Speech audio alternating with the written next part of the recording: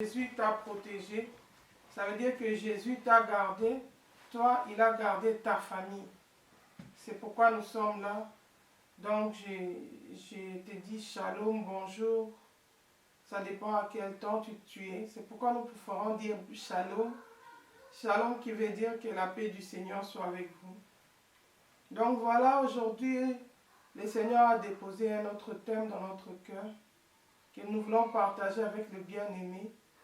Alors si tu es connecté, je te demanderai de partager, de faire signe aux autres que nous sommes là. Peut-être ils ont oublié, peut-être la chaleur, peut-être la fatigue. Partage avec tes frères, tes soeurs. Dis-leur, c'est le moment de la parole, c'est le moment de la nourriture. C'est comme à la maison, quand la nourriture est prête, c'est l'heure de manger. L'enfant qui remarque le premier que le repas est prêt, il va crier, c'est l'heure de manger, les autres vont venir. Faisons de même avec la parole de Dieu. Gloire à Jésus. Donc voilà, aujourd'hui nous allons parler, nous avons mis notre thème, n'endurcissez pas vos cœurs. C'est le thème que nous allons partager aujourd'hui. C'est le thème que le Seigneur a déposé dans mon cœur. Et bien ce thème s'adresse à tout le monde, s'adresse aux non-croyants, aux personnes qui n'ont pas encore reçu Jésus-Christ dans leur vie, qui se demandent, qui sont un peu perdus dans le monde, qui se disent dans quelle voie aller, d'autres te disent dans quelle religion plonger. Ils se posent des questions. La parole d'aujourd'hui s'adresse à toi. Elle te propose de croire en Jésus-Christ de Nazareth, qui est le seul chemin qui mène à la vie éternelle, le seul chemin qui mène au repos éternel. Mais cette parole s'adresse aussi à ceux qui ont déjà accepté Jésus dans leur vie, à qui on a déjà présenté l'évangile, qui sont peut-être chrétiens, qui vont aussi à l'église, qui prient. Mais le problème, c'est que le Seigneur nous exhorte tous. Parce qu'il ne suffit pas d'aller à l'église, comme certaines personnes semblent nous dire, que quand tu acceptes Jésus-Christ, c'est fini. Le fait d'accepter Jésus-Christ, c'est déjà ça le salut. Tu ne peux plus perdre le salut. Je me souviens quand on était de petits enfants, on était jeunes dans la foi, il y avait le réveil qui était arrivé au Congo et on prêchait l'évangélisation, on nous prêchait dans les affermissements, on nous parlait de l'assurance du salut. On nous disait que le chrétien ne peut pas perdre son salut. Mais en grandissant dans la foi, nous avons remarqué que c'était faux. On peut croire au Seigneur Jésus-Christ, mais si on ne marche pas dans l'obéissance de sa parole, on ne va pas pour autant hériter le royaume de Dieu. On va perdre son salut. Alors, le Seigneur nous donne aujourd'hui notre texte d'aujourd'hui, Shalom Papa Enoch. Notre texte d'aujourd'hui se base sur l'histoire des enfants d'Israël. Mais nous n'allons pas le lire dans l'Ancien Testament. Nous allons le lire dans le Nouveau Testament, dans la Nouvelle Alliance. Nous sommes dans le livre des Hébreux. Hébreux chapitre 3. Hébreux chapitre 3, versets 7 à 13. Nous allons lire la parole de Dieu dans Hébreux chapitre 3, versets 7 à 13, qui nous dit la parole. La Bible nous dit ceci. C'est pourquoi, selon ce que dit le Saint-Esprit, aujourd'hui, si vous entendez sa voix, n'endurcissez pas vos cœurs, comme lors de la révolte, le jour de la tentation dans le désert, où vos pères me tentèrent pour m'éprouver, et ils virent mes œuvres pendant 40 ans. Aussi, je fus irrité contre cette génération, et je dis, ils ont toujours un cœur qui s'égare. Ils n'ont pas connu mes voies. J'agirai donc dans ma colère, ils n'entreront pas dans mon repos. Ça, c'est le Seigneur qui parle. Prenez garde, frères, que quelques-uns de vous n'aient un cœur mauvais et incrédule, au point de se détourner du Dieu vivant. Mais exhortez-vous les uns les autres chaque jour, aussi longtemps qu'on peut dire, aujourd'hui, afin que afin qu'aucun de vous ne s'endurcisse par la séduction du péché. Voilà, c'est ça que nous allons partager aujourd'hui. J'ai médité un peu sur la vie chrétienne, j'ai médité un peu sur la relation des enfants de Dieu avec Dieu. Parce qu'un vrai enfant de Dieu, tu dois avoir l'habitude de méditer sur la parole. Tu dois avoir l'habitude de réfléchir à la lumière de l'Écriture. J'ai pensé un peu sur la vie chrétienne. Et le Seigneur a déposé cette parole en moi. L'exemple des enfants d'Israël, c'était comment? Les enfants d'Israël, c'était un peuple choisi. C'était un peuple de Dieu. Comme d'autres personnes ont l'habitude de se glorifier de l'alliance qu'ils ont avec Dieu. Il va te dire, il dit, non, moi je suis particulier, moi j'ai une alliance particulière avec le Seigneur. Le Seigneur m'a choisi, le Seigneur m'a appelé, le Dieu de mon alliance. Gloire à Dieu. Du reste, c'est Dieu qui appelle. L'homme ne fait pas d'effort pour être appelé par Dieu, ni n'être choisi par Dieu. Mais Israël aussi était appelé par Dieu. Israël aussi était choisi par Dieu. Il était le peuple de Dieu. Et le Seigneur, dans son amour, a fait la part des choses. Le Seigneur était là. Israël, c'était un peuple que moi j'appelle pleurnichant. Tu vois un enfant qui est capricieux, qui pleure à tout bout du champ. Pour tout problème, il pleure. Pour tout problème, il s'alarme. Il ne veut pas grandir dans sa foi. Il veut rester incrédule. Il veut rester insensible. Il marche toujours dans la désobéissance. C'était le cas pour Israël. Israël, lui qui était le peuple de Dieu, la Bible dit que Dieu avait envoyé Moïse pour faire sortir son peuple de Canaan, de l'Égypte. Oui, ils étaient dans la souffrance. Oui, ils étaient. L'Égypte, nous savons tous que l'Égypte, c'est l'image du monde. C'est l'image du péché. C'est l'image de l'idolâtrie. L'image de l'adoration du diable. Là où Pharaon régnait avec tout ce qui est abominable. Les enfants d'Israël se sont retrouvés dans l'esclavage là-bas. Dieu, dans son amour, il a envoyé Moïse pour les faire sortir de l'Égypte. C'est comme toi aussi, tu étais un jour païen, tu es né dans le péché. La Bible dit, nous avons été conçus dans l'iniquité, nous avons été enfantés dans le péché. Et tu as grandi comme ça dans le péché, mais Dieu a eu pitié de toi un jour. Il a envoyé ses enfants t'évangéliser, t'apporter la bonne nouvelle du royaume, t'apporter la bonne nouvelle de Jésus-Christ, te proposer le salut au nom de Jésus. Peut-être tu as fait le choix d'accepter Jésus dans ta vie comme ton Seigneur et Sauveur. D'autres peut-être n'ont pas décidé sérieusement, mais ils ont quand même changé les habitudes. Tu commences à prier, tu commences à venir à l'église, tu as changé seulement des réflexes. Parce que d'autres personnes, pour eux, Dieu, il se limite à un guérisseur. Pour lui, Dieu, c'est un guérisseur. Donc lui, il n'utilise Dieu que quand il est malade. Quand il a peur que les sorciers de sa famille puissent le bouffer, là, il appelle Dieu. Là, il commence à prier. C'est comme ça que nous avons des chrétiens de circonstances. Moi, je suis originaire du Congo. Dans mon pays, les élèves qui allaient à l'école, chaque fois que c'était le temps de bac, de faire les épreuves de baccalauréat pour avoir le diplôme d'État et tout, les élèves commençaient à prier. Mais si tu vas, tu remarques dans leur maquis, dans là où ils se retiraient pour préparer les examens d'État, ils ne marchaient pas dans la crainte de Dieu. Ils marchaient dans les copains-copines, dans l'alcool, dans la désobéissance, dans la corruption, dans toutes sortes de dépravations. Mais quand l'examen arrive, quand c'est la période de l'examen, là ils vont commencer à aller dans des veillées de prière. Oh, on va faire les veillées de prière pour les finalistes. Donc leur foi, c'est une foi des circonstances.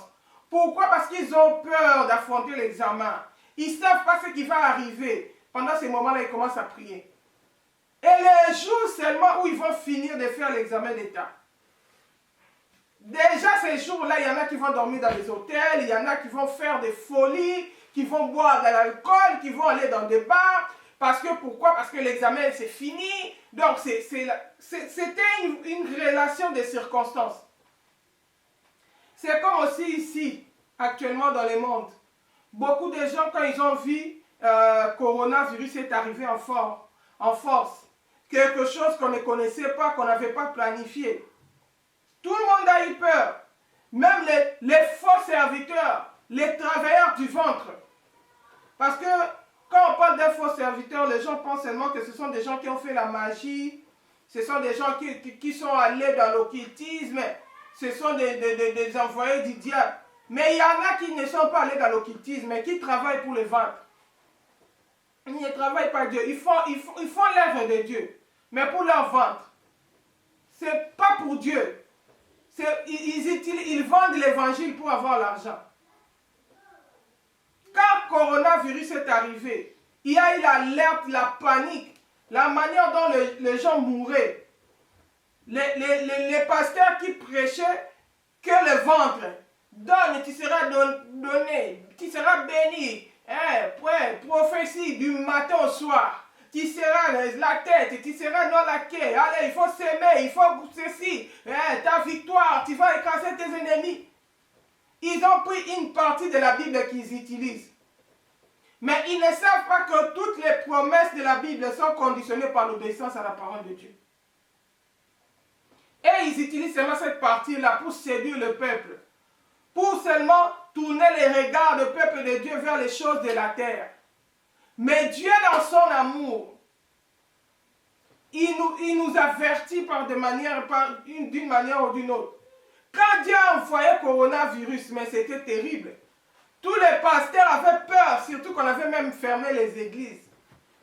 Ils ont changé l'évangile. Là, ils ont commencé à parler de la fin du monde. Ils ont commencé à parler du retour de Christ.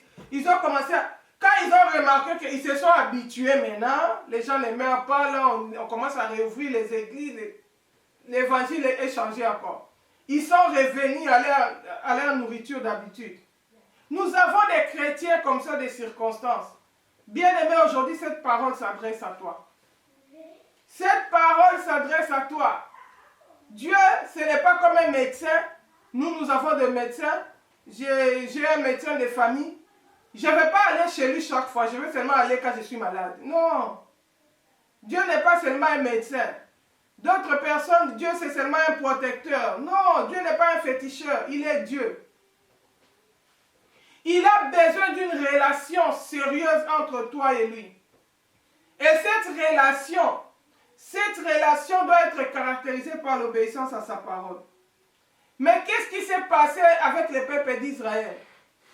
Eux qui étaient le peuple de Dieu, qui avaient l'alliance avec Dieu, Dieu les a fait sortir de l'Égypte. Ils ont vu déjà en Égypte, ils ont vu des miracles. Nous connaissons tous l'histoire des 10 plaies qui s'est passée en Égypte. Où Dieu mettait la différence entre ses enfants et les Égyptiens. Comment Dieu a frappé les plaies en Égypte, mais eux, ils étaient épargnés. Bien aimés, peut-être quand tu ne priais même pas, tu n'avais même pas encore donné ta vie à Jésus. Des malheurs pouvaient t'arriver. Mais combien de fois dans ton péché, Dieu a eu pitié de toi? Dieu t'a protégé. Peut-être les sorciers de ta famille voulaient te faire du mal. Mais Dieu a permis que ces sorts ne puissent pas tomber sur toi. Dieu t'a gardé. Peut-être que tu as eu un accident grave. D'autres personnes sont mortes. Mais Dieu t'a épargné. N'endurcis pas ton cœur, ne va pas dans l'orgueil. Ne pense pas que tu es spécial. C'est l'amour de Dieu. Dieu, du reste, il ne se réjouit pas de la mort d'un pécheur. Ce qu'il aime, c'est que le pécheur puisse se repentir, il puisse changer de conduite. Mais sache qu'il y a un terme. Il y a toujours un temps que Dieu laisse, après Dieu sanctionne. Israël était habitué comme ça, ils ont vu des miracles. Quand ils sont arrivés devant la mer Rouge, ils ont commencé encore à murmurer, à pousser des cris, à se lamenter. Dieu, tout ce que Dieu faisait dans leur vie, c'était dans le but de les enseigner. C'était dans le but de susciter la foi en eux, la crainte de Dieu, qu'ils puissent connaître les dieux qu'ils sont en train de servir, les dieux qu'ils sont en train d'invoquer, qu'ils comprennent que c'est un Dieu grand qui mérite l'obéissance. Mais Israël ne comprenait pas. Ils pensaient que Dieu était là seulement pour faire leurs caprices, que Dieu était là seulement pour pouvoir leurs besoins. C'est ce qui se passe dans la génération d'aujourd'hui. La génération d'aujourd'hui, des chrétiens d'aujourd'hui ressemble à Israël. Les gens utilisent Dieu quand ils en ont besoin. Seigneur, protège-moi. Seigneur, protège-moi. Quand on l'a attrapé avec le cancer à l'hôpital, c'est Seigneur. Quand on lui diagnostique le coronavirus, c'est Seigneur, priez pour moi. Quand il cherche le travail, il est chômeur. C'est Seigneur, Seigneur Jésus. Seigneur, là, il va aller prier. Oh, tu le demandes, tu es où? Je suis en retraite. Ces derniers temps, nous prions. Parce qu'il y a la crise. Parce qu'il y a la famine. Dès que Dieu lui donne un peu, il tourne les dos au Seigneur. Il ne marche pas dans l'obéissance de Dieu. Les églises aujourd'hui sont remplies des hypocrites. Sont remplies des gens qui ont la malice, qui viennent exploiter Dieu. Ils oublient qu'on ne peut pas tromper Dieu. La Bible dit, est-ce qu'un homme trompe-t-il Dieu? Est-ce que quand tu as cette mauvaise pensée-là, d'autres personnes, eux, ils disent non, moi je vais marcher dans l'impudicité, je vais faire ma vie, mais je vais seulement donner des dîmes, les offrandes, je vais s'aimer. Comme aujourd'hui aussi, il y a des escrocs qui se sont revêtus en peau de prophètes, des soi-disant prophètes. Et ils sont là. Les prophètes de l'époque amenaient les gens à craindre Dieu. Les prophètes d'aujourd'hui, ils amènent les gens à s'aimer l'argent, mais à ne pas craindre Dieu. Et ils prient pour eux et ils donnent seulement l'argent. Oh, nous avons vu 3 diables dans ta famille qui te poursuivent. Donne-nous l'argent, on va aller dans la montagne. On va aller prier, on va aller chercher Dieu. Alors il faut payer l'argent, il faut acheter du lait, il faut acheter. Toi tu finances, tu dis, ah, ces sorciers, ils ne vont pas m'avoir. Je vais te donner mon argent. Tu oublies que Dieu aime l'obéissance plutôt que les sacrifices. C'est comme ça qu'il y a des contre-valeurs qui sont en train de naître. Il y a des prophètes opportunistes qui sont en train de se créer. Le mal est devenu bien. La vie chrétienne n'est plus authentique. La simplicité de l'évangile. La relation entre père et fils. L'obéissance, un fils qui fait la joie du cœur de Dieu. Qui, parce qu'il l'aime, il obéit. On ne trouve plus ça. On trouve des chrétiens zombies, des chrétiens monstres, qui ont une définition de la vie chrétienne inventée par eux-mêmes, qui mettent leur vie calmement dans le péché, qui n'utilisent Dieu que comme un torchon, qui n'utilisent Dieu que comme un guérisseur, qui n'utilisent Dieu que quand ils en ont besoin, quand ils finissent, ils jettent. D'autres, quand Dieu les bénit, c'est seulement comme on voit les masques à usage unique ici. Si tu finis, tu jettes ça, tu n'en as plus besoin. Ils utilisent Dieu comme ça. Ils prient pour que Dieu lui donne le travail. Ils prient pour que Dieu lui donne un mari. Depuis qu'il s'est marié avec ces blancs-là, il n'a plus besoin de Dieu. C'est maintenant l'heure d'exposer la nudité. C'est l'heure de glorifier Jézabel. Il va mettre les ongles les plus longs, les cils, les faux cils les plus longs pour séduire. Comment on saura qu'elle, c'est la femme d'une blanche? Bien-aimé, si tu entends mon voix, n'endurcis pas ton cœur. Répands-toi, Dieu t'appelle à la repentance. C'est le moment de mettre de l'ordre dans ta vie avant qu'il ne soit trop tard. Tout ce que nous voyons dans le monde annonce le retour de Christ. Shalom, ma soeur, sois bénie. Ça annonce le retour de Christ. Toutes les signes que nous voyons dans le monde annoncent le retour de Christ. Dieu veut que nous puissions changer notre manière de marcher avec lui. L'Éternel Dieu observait Israël. Il observait les enfants d'Israël. Ils étaient là chaque fois qu'ils devaient, parce qu'avant d'arriver à Canaan, ils devaient passer par les déserts. Ils étaient là chaque fois qu'ils avaient soif. Hey, Dieu est venu nous tuer ici. Ils murmuraient contre Dieu. Ils murmuraient contre Moïse. Ils faisaient de n'importe quoi. Jusqu'au jour où Dieu a dit, ce n'est fini. Ça n'est fini. Alléluia. C'est pourquoi la Bible dit, c'est pourquoi selon ce que dit le Saint-Esprit, aujourd'hui, si vous entendez sa voix, n'endurcissez pas vos cœurs, comme lors de la révolte, les jours de la tentation du désert, où vos pères me tentèrent pour m'éprouver. Ils virent mes œuvres pendant 40 ans. Aussi je fus irrité contre cette génération. Et j'ai dit, ils ont toujours un cœur qui s'égare. Ils n'ont pas connu mes voies. Il y a des chrétiens qui ont toujours un cœur qui s'égare. Malgré qu'ils voient la main de Dieu dans sa vie. Malgré qu'ils voient la bonté de Dieu. Malgré toutes les bonnes choses que le Seigneur fait dans sa vie. Malgré toutes les promesses de Dieu dans sa vie. Mais il a toujours un cœur qui s'écarte. et qui s'égare. Il a toujours un cœur tourné vers le mal. Quand il a des problèmes, c'est comme ça qu'il va commencer à appeler les pasteurs. Il y a des gens, quand ils t'appellent, tu vois seulement des fois avec mon mari, quand un téléphone sonne, on regarde les noms, on dit, ah, un tel, c'est qu'il y a un problème. Là, il va commencer à importuner les hommes de Dieu. Là, il va se souvenir qu'il y a des pasteurs. Oh, pasteur, on ne peut pas organiser telle prière. Hein? Ça fait longtemps, on ne fait pas de telles prières. Parce qu'il est dans le besoin. Parce qu'il a besoin que Dieu intervienne dans sa vie. Dès que le Seigneur intervient, tu vas voir l'orgueil de l'homme apparaître. Il n'a même plus d'égard aux hommes de Dieu. D'autres même pour donner les fils que les témoignages, il ne va pas donner. Il ne va pas donner les témoignages. Il n'a plus le temps de témoigner. Le Dieu qui a eu pitié de lui. Or, la Bible nous montre, le fou de Gadara, quand Dieu l'avait guéri, il voulait suivre Jésus, partir avec lui parce que les gens de Gadara ne voulaient pas de Jésus. Ils avaient peur parce qu'ils avaient vu comment les démons étaient sortis, comment tous ces troupeaux-là étaient tombés dans la mer. Ils ont pensé, celui-ci va ruiner notre économie. Ils ont chassé Jésus. Jésus lui a dit, reste là-bas, va dire à ta famille comment Dieu a eu pitié de toi. Est-ce que toi, tu témoignes ce que Dieu fait dans ta vie?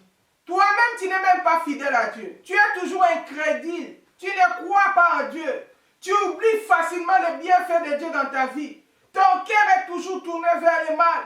Dès qu'il y a une petite épreuve, c'est l'occasion pour toi de pécher. C'est l'occasion pour toi, pasteur. Toi, tu n'as pas le temps, tu ne pries pas pour nous. Regarde, j'ai tel problème. Est-ce qu'avant que les pasteurs prient pour toi, Dieu ne voit pas?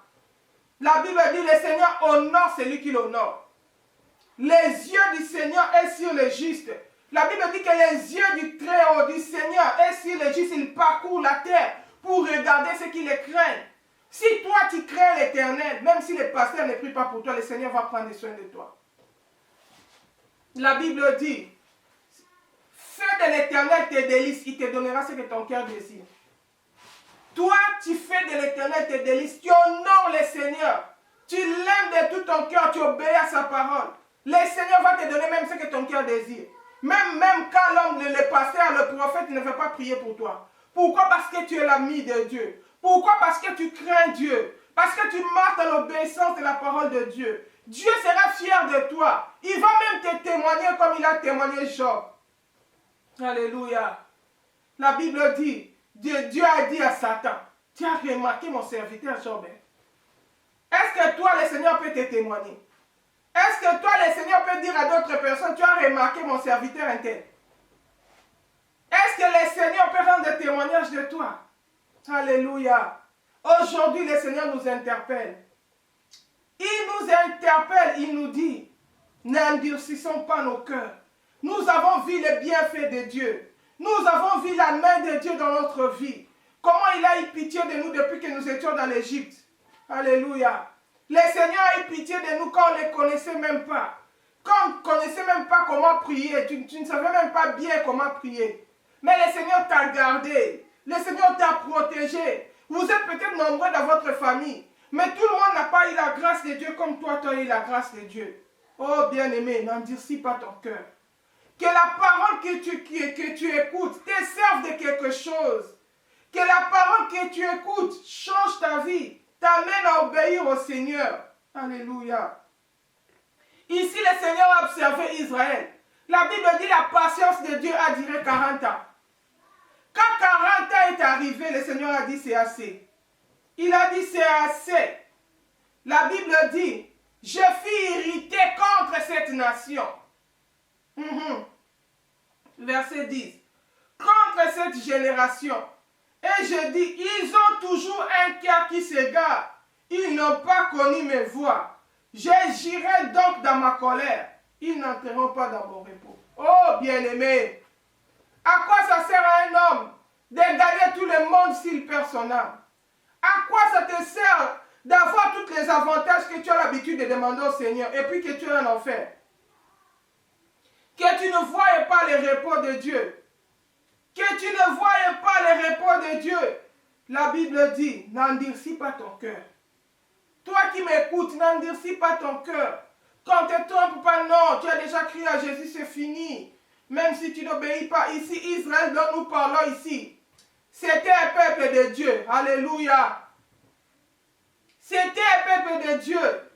Israël dont nous parlons ici, c'était un peuple qui connaissait Dieu. C'était un peuple qui priait. Alléluia. C'était un peuple qui avait l'alliance avec Dieu. Comme tu as l'habitude de te glorifier. Moi, j'ai l'alliance avec Dieu. Shalom, maman des anges, sois béni. Moi, j'ai l'alliance avec Dieu. Moi, je suis, Dieu m'a appelé. Moi, il y a des prophéties sur moi. Il y avait aussi des prophéties sur Israël.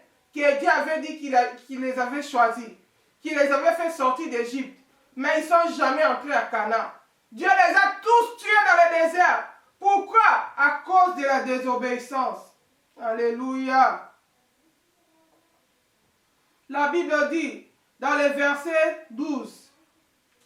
Prenez garde, frères, que quelques-uns de vous n'aient un cœur mauvais et incrédule. As-tu un cœur bon?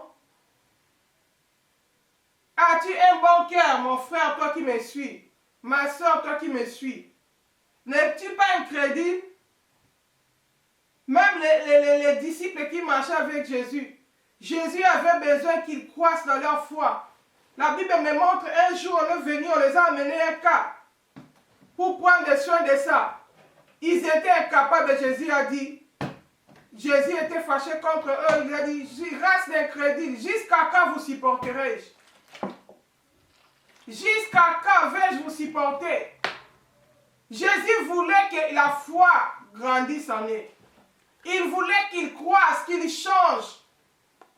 Toi aussi, tu as commencé à prier depuis combien des années? Est-ce que tu obéis au Seigneur? Est-ce que tu marches dans l'obéissance du Seigneur? Alléluia. La Bible dit, n'endurcissez pas vos cœurs par la séduction du péché. Tu connais la parole de Dieu, mais tu demeures toujours dans l'impudicité.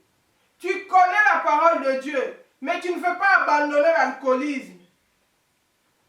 Tu connais la parole de Dieu. On te prêche à l'église. C'est comme si ça entre ici, ça sort ici. Tu vis toujours dans les copains, copines, dans la concubinage. Tu connais la parole de Dieu. Tu vis toujours dans l'escroquerie, dans l'usage des faux. Tu connais la parole de Dieu. Tu vis toujours dans les mensonges. Tu vis toujours dans les vols. Il y en a qui volent même les choses au travail, ils amènent à la maison. Il y en a qui vivent dans le péché. Tu ne crains pas Dieu. Tu entends la parole de Dieu, mais tu endurcis toujours ton cœur. Tu vis toujours dans la haine. Tu hais, tu ne veux pas pardonner. Tu vis toujours dans le manque de pardon, dans l'amertume, dans la malédiction d'autres personnes. Quand ils ouvrent la bouche, c'est toujours pour maudire. C'est pour dire de mauvaises paroles. Or, la Bible dit qu'il ne sorte aucune parole déshonnête de votre bouche. La Bible dit, nous serons jugés pour toute parole vaine. Et toute parole vaine qui sortira de notre bouche. Bien-aimé, sanctifie ta bouche. Crains l'Éternel. Croire en Dieu, ce n'est pas dire, moi je crois, j'ai déjà accepté Jésus. Croire en Dieu, c'est marcher dans l'obéissance de la parole de Dieu. Alléluia. Nous allons lire toujours dans le livre de Hébreux. Nous lisons le chapitre 4 que nous dit la parole. La Bible dit ceci. Craignons donc, tandis que la promesse d'entrer dans son repos subsiste encore. Qu'aucun de vous ne paraisse être venu trop tard. Crains Dieu. Pendant que la promesse d'entrer dans le repos subsiste encore. Que ne tu ne viennes pas trop tard. Ça ne devienne pas trop tard pour toi. Israël croyait que Dieu serait toujours là à faire ses caprices, à supporter ses péchés. Il y a un moment où Dieu a tué tous ces rebelles. Dieu a usé de patience, comme on avait prêché. Alléluia. Dieu a usé de patience, comme on avait prêché la fois passée.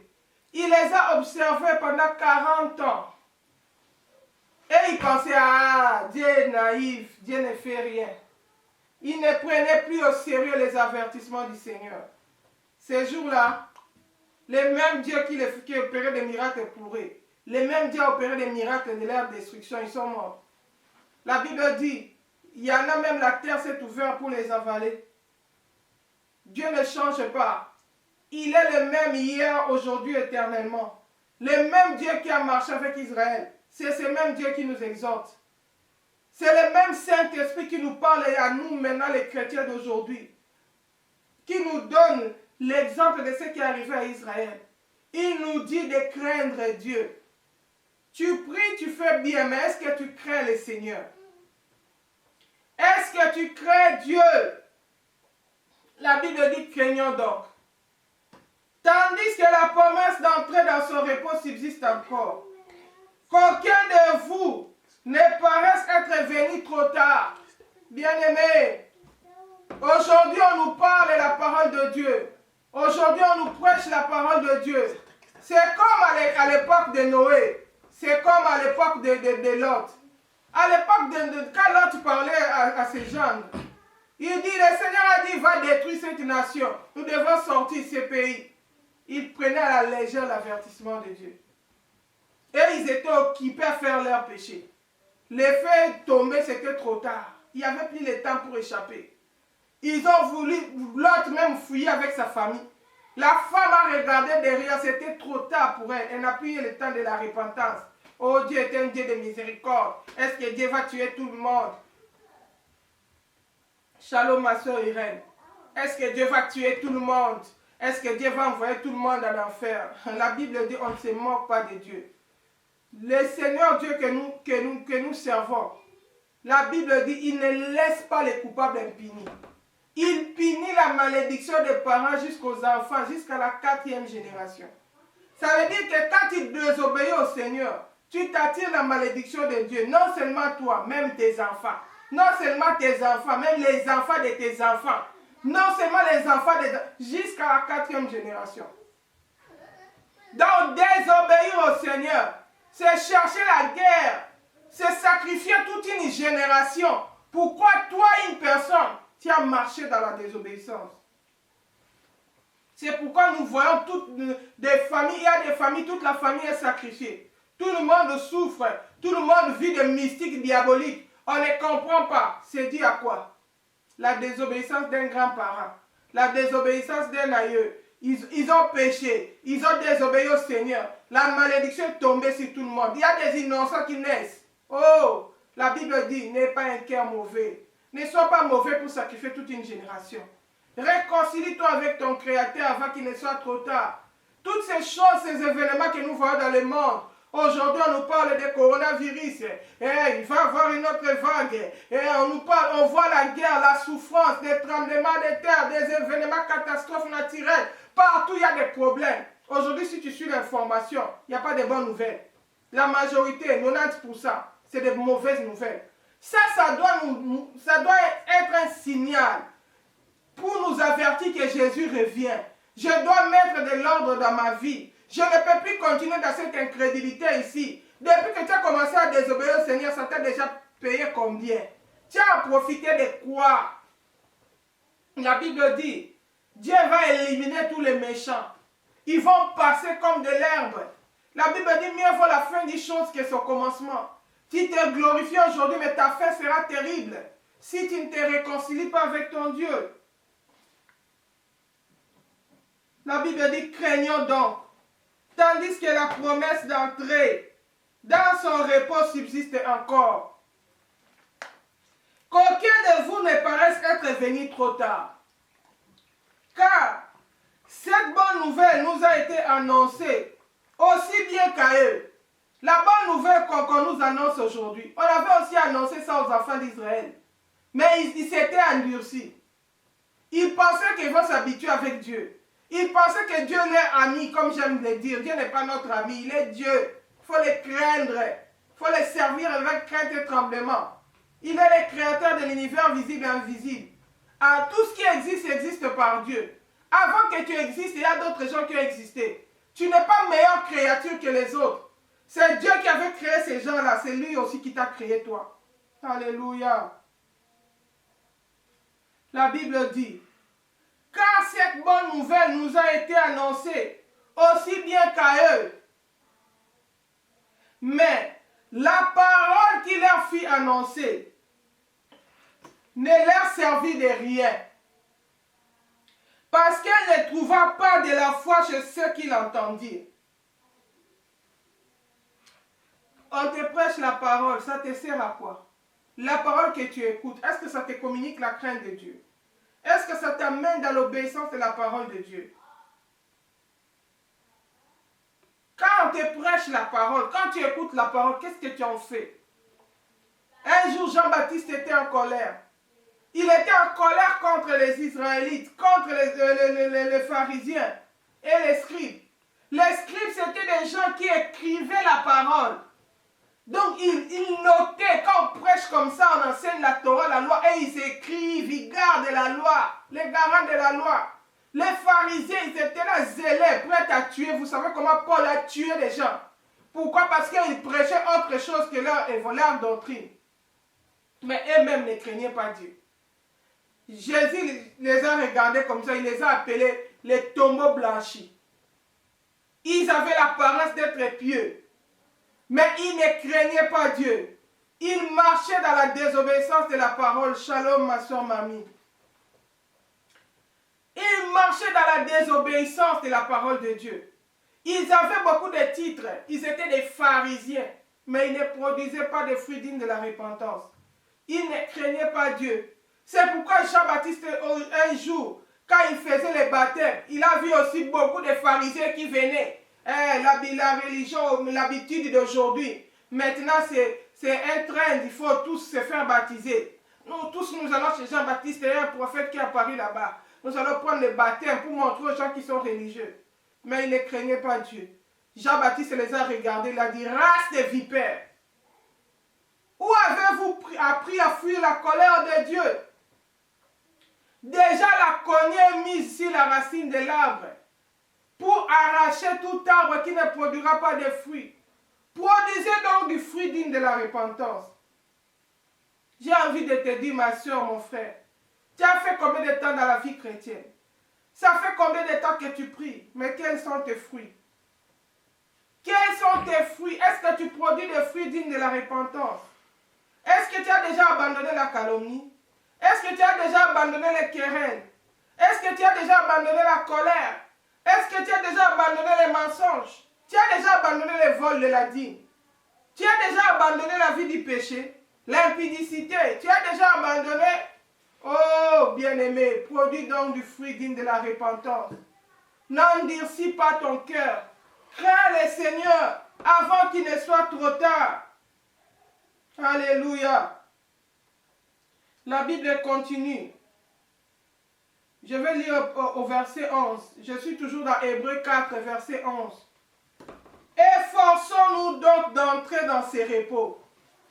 Bien-aimé, efforce-toi d'entrer dans les repos, afin que personne ne tombe en donnant le même exemple de désobéissance.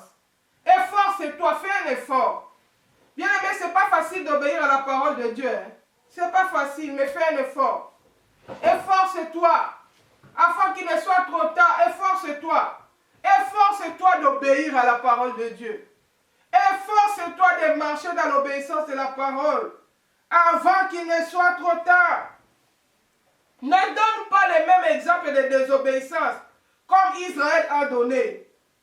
La Bible dit, car la parole de Dieu est vivante et efficace, plus tranchant qu'une épée quelconque à deux tranchants, pénétrante jusqu'à partager âme et esprit, jointure et moelle.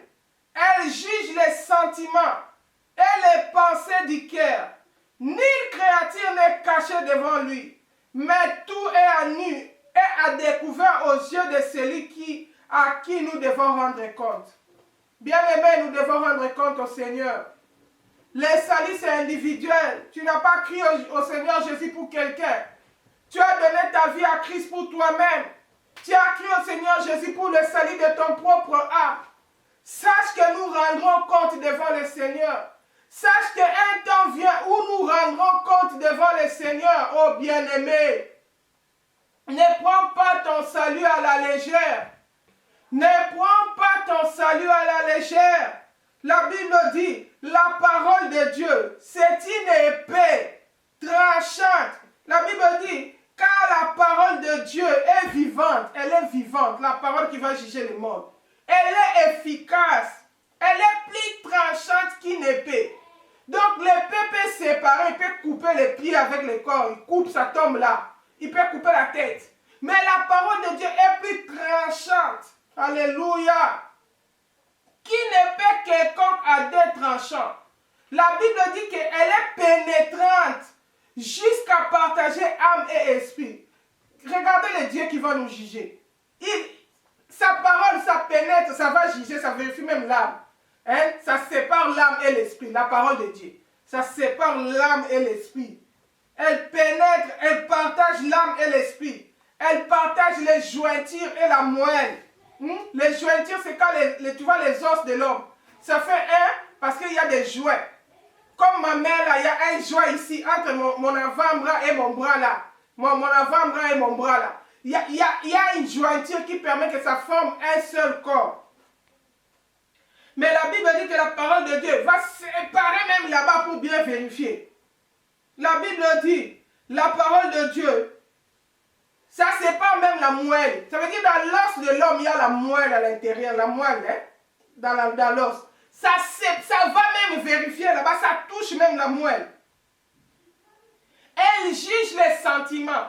La parole de Dieu juge même nos sentiments. Bien aimé, les sentiments, l'homme ne peut pas connaître les sentiments de quelqu'un. Parce que c'est invisible, c'est dans l'homme. Vous savez, quelqu'un, nos réactions, nos actes reflètent des fois nos émotions, nos sentiments. Mais il y a quelqu'un, il peut être triste, mais il rit. Comme Marie, comme Sarah. Quand il a annoncé que tu vas accoucher, l'année prochaine tu auras un bébé. Son incrédulité, elle ne croyait pas, elle n'avait pas cru, elle a ri. Des fois on te dit que ah, c'est Dieu lui-même qui connaît. Oh. Tu ne veux pas beaucoup parler, tu ris seulement. Mais Dieu ne regarde pas les rires là. Il regarde même les sentiments cachés de l'homme. Alléluia. Il ne regarde pas seulement tes sentiments, tes émotions. Tu es poussé par quels sentiments? Tu as quelles émotions? Les attitudes de ton cœur que l'homme ne peut voir, Dieu voit ça. La Bible dit, Jésus, il était avec ses disciples et il connaissait déjà que c'est Judas qui allait les vendre. Il connaissait les pensées de son cœur. La Bible dit, Jésus connaissait les pensées de leur cœur. Il a parlé parce qu'il connaissait l'homme. Même quand les pharisiens venaient poser des questions à Jésus, des questions circulaires, mais dans le but de les piéger, dans le but de les tenter, Jésus connaissait déjà les pensées de leur cœur. La Bible dit, il connaît les pensées du cœur. Oh bien-aimé, Dieu connaît même tes pensées. Et la Bible dit, nulle créature n'est cachée devant lui, mais tout est à nu et à découvert aux yeux de celui à qui nous devons rendre compte. Bien-aimé, nulle créature n'est cachée. Si les œuvres, ça ne servait à rien, pourquoi le Seigneur prend le temps de pénétrer l'homme? Pourquoi le Seigneur prend le temps de pénétrer pour regarder même les émotions, pour regarder même les sentiments, pour regarder les actes? Il a regardé Israël pendant 40 ans. Israël marchait, ils étaient glorieux. Hey, nous avons un Dieu. Nous, notre Dieu est vivant. Il se manifeste par la colonne de nuée. Toutes les belles paroles que tu peux faire sortir pour flatter Dieu, si tu ne marches pas dans l'obéissance de ta parole, de sa parole, il arrivera un temps, il va te jeter dehors. La Bible dit, dehors les chiens, les impudiques, les meurtriers. La Bible dit dehors, ils n'entreront pas dans le royaume des cieux. Ils n'entreront pas dans mon repos. Israël qui s'est frappé la poitrine qu'il avait un Dieu. Ces jours-là, le Seigneur les a mis dehors. Le Seigneur a dit, vous n'entrerez pas dans mon repos. Vous n'entrerez pas en Canaan, vous n'êtes pas dignes. Parce que vous ne marchez pas dans l'obéissance de ma parole. Vous n'êtes pas dignes. Il les a tués dans le désert. Oh, bien-aimés, craignons Dieu. Nous servons un Dieu terrible. Shalom, Nadine, sois béni. Craignons Dieu. Ne faisons pas semblant, on ne se moque pas de Dieu. Apocalypse, je vais conclure par là. Apocalypse 21 nous dit quoi? Alléluia. La Bible dit, celui qui vaincra, je suis dans Apocalypse 21, verset 7. Je peux même lire à partir des versets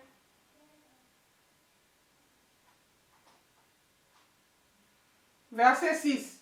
La Bible dit, et il me dit, Apocalypse 21, 6, c'est fait. Je suis l'alpha et l'oméga, le commencement et la fin le commencement et la fin. À celui qui a soif, je donnerai de la source de l'eau de la vie gratuitement. Celui qui vaincra héritera ces choses. Je serai son Dieu, il sera mon Dieu. Oh, moi j'ai un Dieu. Pour qu'il soit réellement ton Dieu, tu dois vaincre. Tu dois marcher dans l'obéissance de sa parole. Il dit, je serai son Dieu, il sera mon fils. Mais pour les lâches, c'est quelqu'un qui trahit, c'est quelqu'un qui abandonne. Il a commencé, il n'a pas achevé, il abandonne en cours de chemin. Les lâches, c'est là que Jésus appelle les lâches. Il dit ceci. Mais pour les lâches, les incrédules, les incrédules, la Bible dit ne soyez pas incrédules, marchez dans l'obéissance. Que la parole que tu entends tous les jours te serve à quelque chose. Produise en toi des fruits dignes de la repentance pour hériter le royaume. La Bible dit les incrédules, les abominables, les gens qui marchent dans l'abomination. Oh! Des choses abominables. Aujourd'hui, il y a des gens qui enseignent même les gens, oh, pendant que la femme, des choses abominables, des choses que Dieu a tué Sodome et Gomorrhe pour ça. Dieu n'aime pas qu'on répande le sang. Il dit, celui qui répand le sang, il va demander l'âme de celui qui répand le sang. Et si tu regardes dans Acte 15, on nous parle de ce que devaient faire les chrétiens qui se convertissaient. Ils devaient s'abstenir du sang. Un chrétien ne peut pas boire le sang. Si tu bois le sang, le Seigneur va te demander l'âme de ce sang-là. Même si c'est le sang d'un animal. À l'époque, on nous fabriquait les boudins rouges, les boudins noirs, si c'est boudin noir. C'était le sang des trucs. Tu bois l'âme de cet animal-là. La Bible dit, le Seigneur va te demander. Il va te redemander l'âme de cet animal-là. Dieu aime le sang. Il n'aime pas que le sang soit répandu. Mais il y a des pasteurs abominables qui enseignent les gens d'aller avec les femmes pendant qu'ils ont le sang. Des abominations. Vous savez, en Israël, quand on faisait un péché, on venait devant le Seigneur, on vient avec une offrande, on vient prier pour toi, pour qu'il y ait l'expiation de ton péché. Mais quand on faisait une abomination, on te lapidait. C'est une infamie, c'est une abomination, tu méritais la mort. Là, les sacrificateurs ne devaient pas prier pour toi. Oh bien-aimé, apprenons à craindre Dieu. La Bible dit, mais pour les lâches, les incrédules, les abominables, les meurtriers, les impudiques. L'impudicité, tu ne veux pas abandonner. Pour toi, c'est ce qui te sépare de l'amour de Dieu. Que ce soit par les actes, que ce soit par l'habillement. Tu exposes ta nudité, tu veux séduire les gens. Alléluia. La Bible dit les meurtriers, les impudiques, les enchanteurs, c'est ça les gens qui font la sorcellerie, qui font la magie. Comme la Bible nous montre l'exemple de Balaam. De Balak qui allait payer l'argent à Balaam pour qu'il fasse de l'enchantement contre Israël. Qui jette des mauvais sorts. Qui les maudit, qui les envoûte. Or, le Seigneur avait dit pour ces enfants qui les craignent, l'enchantement ne pourra pas les atteindre. Quand jette des mauvais sorts, ça ne les atteindra pas. Mais ceux qui jettent les mauvais sorts sur les gens, qui vont faire le fétiche, les vaudous, qui vont dans la sorcellerie pour jeter des sorts aux gens, la Bible dit ils n'entreront pas dans le royaume des cieux.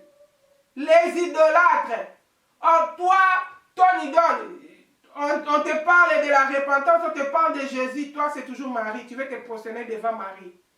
D'autres personnes, ce n'est pas les statues. Il y a beaucoup de statues partout dans beaucoup de religions. En Amérique latine, il y a beaucoup de noms.